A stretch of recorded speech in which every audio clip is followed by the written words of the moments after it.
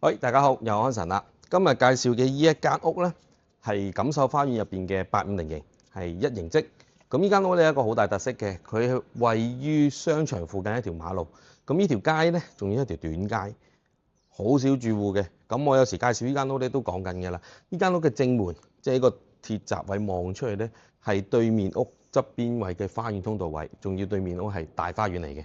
咁而後花園呢一度咧，望出去咧，其實呢個 sidewalk 位一路望出去咧，都望穿晒所有後面幾條街呢啲大花園，即係嗰啲花園通道位嘅啦。咁所以嚟講，呢一邊嘅對流咧係真係唔錯嘅，真心。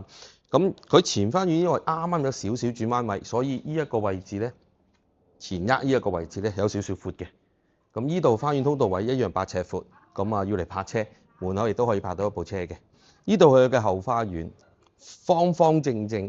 成個花園前前後後加埋花園通道係928尺嘅，咁呢個花園咧就全部冇花草樹木㗎，打理好方便嘅。周邊鄰里咧都係啲花園嚟嘅，呢一個附近咧就唔會好壓迫感，因為全部都係屬於啲後面大花園。呢度又係後面大花園對後面大花園，空間感係俾到你嘅。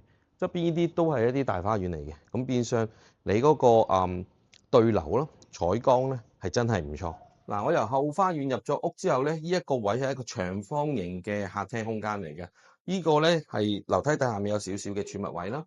呢個位咧你可以間啲櫃做收納啦，或者擺電視機牆身咧，咁你可以做到一個空間長少少睇大電視或者投射咧有翻個距離咧係會舒服啲。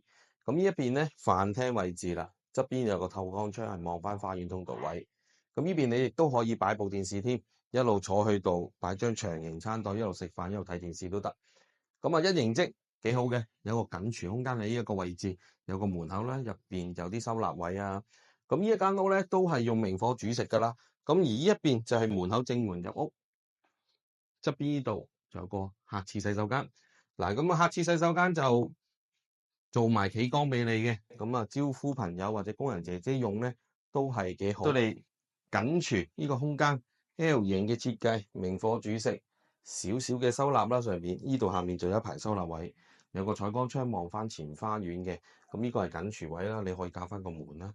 由右手邊門口入屋之後，就會經過一個前花園，跟住左手邊就係花園通道，而由花園通道一路行入去就係佢嘅後花園嘅區域。後花園都比較方方正正，成個花園呢就冇花草樹木，打理都係比較方便嘅。門口有個大閘，打開咗之後就可以擺啲車入花園通道啦。而850一型屋個正門就喺前邊呢一個位置，右手邊呢就係客廁洗手間，跟住再行前少少，呢個區域呢就係飯廳嘅空間，有個採光窗係望返花園通道位，左手邊有個緊廚，廚房出嚟呢個位置呢就係飯廳啦。再前邊凹位嘅位置呢就係一個長方形嘅客廳。右手邊仲有樓梯位嘅儲物室添。下飯廳嘅區域呢個空間都唔細，仲有個玻璃趟門望返去後花園。依間屋實用面積848尺，跟咗一個928尺嘅花園，係2層嘅戶型。嚟到1樓走廊位冇做收納櫃，所以嚟講個空間就會闊身少少。咁呢度係中間2間大房，跟住相機位置1間細房，再加咗一個嘅閣樓空間。佢都係全角㗎啦，不過佢條樓梯咧就收細咗，令到樓梯呢一邊嘅空間樓底高度咧就升高咗，感覺咧就會舒服啲，可以爆眼吊燈都合適。側邊度仲有個浴室洗手間。樓梯嘅右手邊就係第一間客房啦，50尺位置左右啦。咁一般3尺床可以擺依度啦，挨住牆邊放啦，亦都可以考慮依一邊放啦。咁呢邊亦得一個透光窗嘅啫，係望後花園嘅。咁可能空間就唔會太細太大㗎啦。咁但係如果你想呢間細房再大少少咧，其實可以考慮將呢一個間隔咧就偷咗少少隔離間客房嘅空間，俾呢度可以做個衣櫃添嘅。呢度咧就係第2間客房，咁啊一型積側邊咧係有個通風細窗，就唔係大窗。咁呢邊咧有個透光窗，就望後花園，做到對流㗎啦。咁依間做客房咧。見到其實都可以擺到6尺雙人床，做到3邊落床㗎啦。咁另外仲可以擺啲衣櫃添嘅。呢度咧就係主人房間，窗呢度咧就係望翻正門嘅位置，但係呢度望出去咧可以望到山景嘅，因為佢對面就係人哋嘅 sidewalk位同埋側邊嘅大花園。咁變相望出去嘅景觀少少遮擋咧，但係都望出去好開揚㗎啦。當然有個細嘅採光窗，係望呢個採光窗咧就係花園通道位，做到對流效果。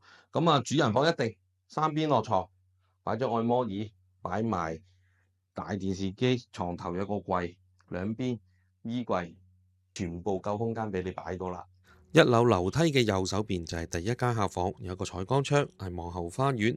佢隔離就係第二間客房，空間就相對地係大啲，左右兩邊有採光窗，景觀都係以望後花園為主。而經過一樓走廊再行前少少，右手邊就係一間主人房間，都係左右兩邊有採光窗，佢嘅空間比頭先嘅客房呢就會大啲。隔離就係浴室洗手間，做咗企缸設計，都係屬於名次。跟住依間屋做咗閣樓空間俾你，大家如果對呢個單位有興趣嘅，記得快啲聯絡我康臣啊！多謝晒，拜拜，下次見。